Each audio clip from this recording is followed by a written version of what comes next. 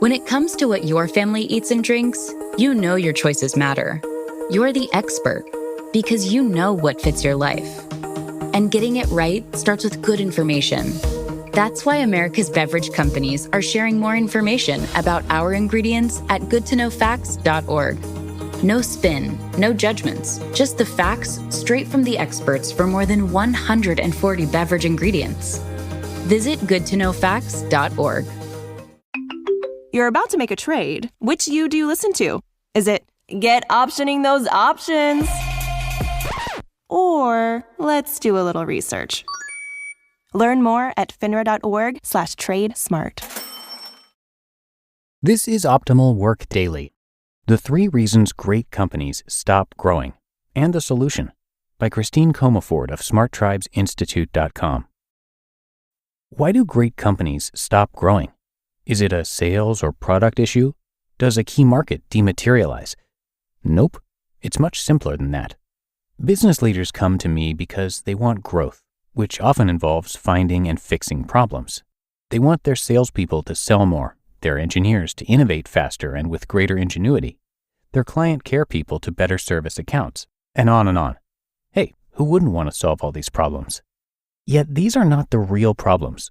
They are merely symptoms of underlying structural problems, indications of people getting stuck in their critter state, in fight, flight, or freeze. And leaders often put their teams exactly there, albeit unintentionally. When companies grow, they come to certain places where the things that used to work, the things that created that level of success, don't work anymore. We call these inflection points, and these crucial points are tied to revenue and company growth. Here's the trouble with inflection points. At each one, you have a whole new company. At each inflection point, a company must reinvent itself in order to reach it and move through it. If it doesn't, it'll become stuck and ultimately decline into a parabolic upside-down curve rather than an undulation back into growth mode. How do you navigate between inflection points? How do you maintain and increase your momentum to avoid organizational stuck spots, the spots of stasis usually found between inflection points where the company stops growing and swirls around at approximately the same level of annual revenue before sliding precipitously backward? How do you get into the smart state, the place that will get you to the next inflection point when the game reaches the next level? To reach that next inflection point, you will need to intentionally map out a plan to get there and then execute that plan like a banshee. Either you swirl around the stuck spot, barely maintaining the same revenue year after year, or you slide back down to the previous inflection point, or you move forward with tremendous intentionality. The world is full of living dead companies that reached an inflection point and couldn't grow to the next one. Remember, you're either moving forward or moving back. Stasis is not sustainable. What happens at inflection points? To continue to grow, to undulate upwards at an inflection point, a company needs to make changes in each of the following areas: people, money, and model. People. Some of your team members may need to develop profound new skill sets, behaviors, capabilities, beliefs, or identities. Regardless, they'll likely need to become more emotionally engaged and have their lights turned up to shine brighter. As the company passes the higher revenue inflection points, the CEO will need to step back more and more, empowering their executive team to take more responsibility. And in the extreme, this can mean a large-scale organizational and/or cultural overhaul. The only way to break the endless cycles of an organizational stuck spot is to start treating the system instead of individual symptoms. But here's the hitch. Organizations, systems, tend to be reflections of all the people who work there, especially the leaders. And that means that in order for your organization to change, everyone has to be involved, starting at the very top of the organization and working all the way down the organizational chart to the people on the front lines.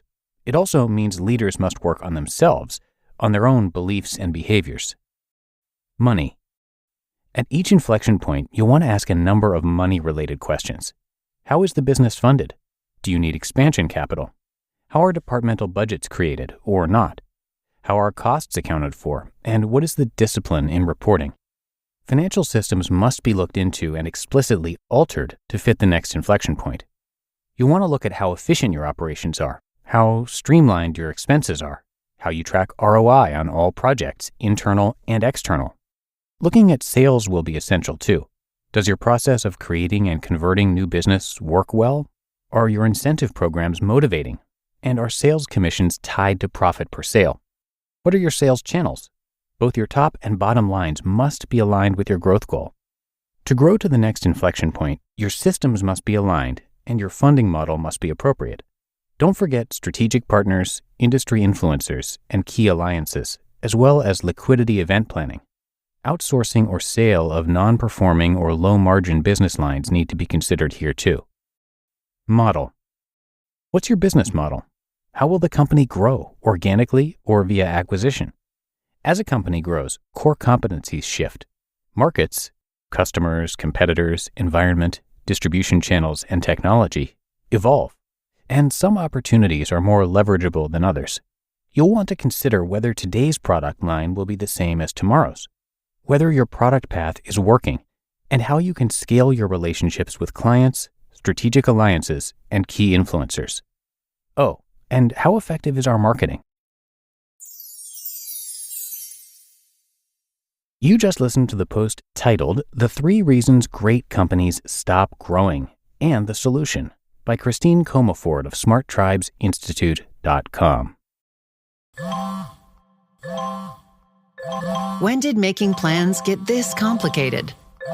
It's time to streamline with WhatsApp, the secure messaging app that brings the whole group together. Use polls to settle dinner plans. Send event invites and pin messages so no one forgets Mom's 60th.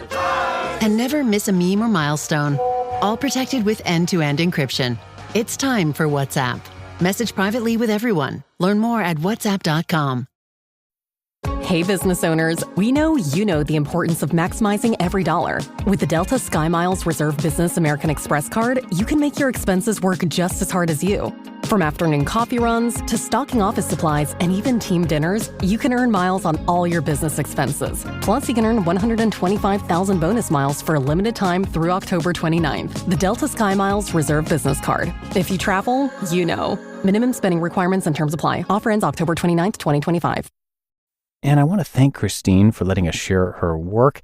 She is sought after for providing proven strategies to shift executive behavior to create more positive outcomes, enroll and align teams in times of change, and profoundly increase sales, product offerings, and company value.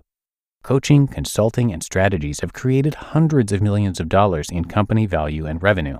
And the neuroscience techniques that she teaches are easy to learn and immediately applicable to help leaders see into their blind spots, expand their vision, and more effectively influence outcomes. Christine has been thanked by Bill Clinton, and Bill Gates called her super high bandwidth. So come by smarttribesinstitute.com for a lot more. Okay, that's going to do it for today. I appreciate you being here each and every day with me and listening all the way through. And I'll be right back here tomorrow where your optimal life awaits.